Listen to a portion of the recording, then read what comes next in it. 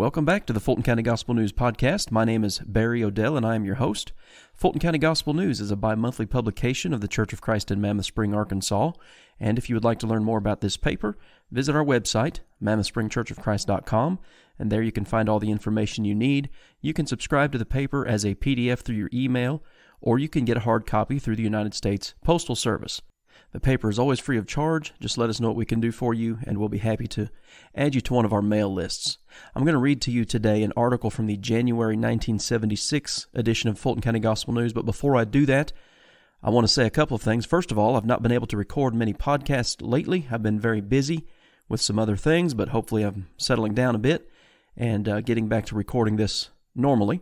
Secondly, I'm looking forward to this. I talked to several of my good friends who are gospel preachers yesterday, and beginning with the May-June edition of Fulton County Gospel News, we're going to start a new series. We've been doing a series entitled I Believe, and working our way through the biblical text and looking at a lot of different topics. And I think that's been I've received a lot of good feedback from that particular series, but starting with the May-June edition of the paper, I don't know how many editions we're going to do this on, probably quite a few, but we're going to do an expose on Reformed theology and Calvinism. And I'm intending for this series of articles to be extremely specific, accurate, and another word I would use is succinct. We want to be accurate in what we say, but there's a great need for this discussion about Reformed theology, Calvinism, and its influence on a lot of folks, but even within the church. So that'll be coming out soon with the May-June edition of the paper, and it'll continue on from there. Anyway, that's something to look forward to. Let's get back to today's episode, and again, an article from January 1976. This article was written by Harold Turner, and the title is The Temple of God. Know ye not that ye are the temple of God, and that the Spirit of God dwelleth in you? If any man defile the temple of God, him shall God destroy. For the temple of God is holy, which temple ye are. 1 Corinthians 3, 16 and 17. During the period of Bible history, when Israel was God's chosen people, the temple of God was of special importance. The temple was the sacred meeting place with God. When Solomon had completed this beautiful structure, God said, For now have I chosen and sanctified this house, that my name may be there forever, and mine eyes and mine heart shall be there perpetually. 2 Chronicles 7:16. This temple, located in Jerusalem, was the holy place where the people could meet with and worship their God. The statements in 1 Corinthians 3:16 and 17 indicate that a change has taken place. The temple of God today is no longer a beautiful structure standing in the city of Jerusalem. In fact, the temple of God is not even a building in which we meet for worship. God, that made the world and the things therein, seeing that He is Lord of heaven and earth, dwelleth not in temples made with hands. Acts 17:24. God's temple is a spiritual house. This spiritual house is built from living stones rather than from lifeless materials. In 1 Peter 2:5, the apostle wrote, Ye also as lively stones are built up a spiritual house and holy priesthood, to offer up spiritual sacrifices acceptable to God by Jesus Christ. Hence, as Paul wrote the church in Corinth, he referred to them as the temple of God. There are at least three important things that need to be impressed upon our minds relative to being the temple of God. The first important thing is stated in 1 Corinthians 3:17. If any man defile the temple of God, him shall God destroy, for the temple of God is holy, which temple ye are. In this warning, a demand is made for holiness. After referring to the church as the temple of God in 2 Corinthians 6:16, Paul wrote, Let us cleanse ourselves from all filthiness of the flesh and spirit, perfecting holiness in the fear of God. In that our body has become the temple of God, 1 Corinthians 6:19, we are personally responsible for keeping our bodies clean. In Matthew 15:18-20, Jesus shows that the things that defile a man are the things that come forth from the heart. Therefore, purity and holiness must begin in the heart. In Philippians 4:8, Paul shows that the heart is affected by thinking and states that we should think upon things that are true, honest, just, pure, lovely, and things of good report.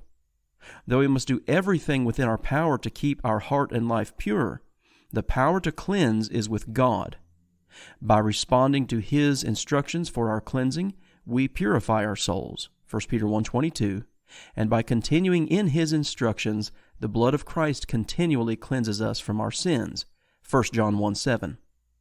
The second important thing in our being the temple of God is that we become a dwelling place for God.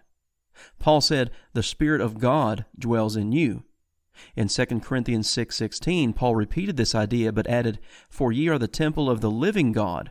As God hath said, I will dwell in them and walk in them, and I will be their God, and they shall be my people." The purpose involved in this statement is seen in Galatians 2:20. "I am crucified with Christ, nevertheless I live, yet not I, but Christ liveth in me.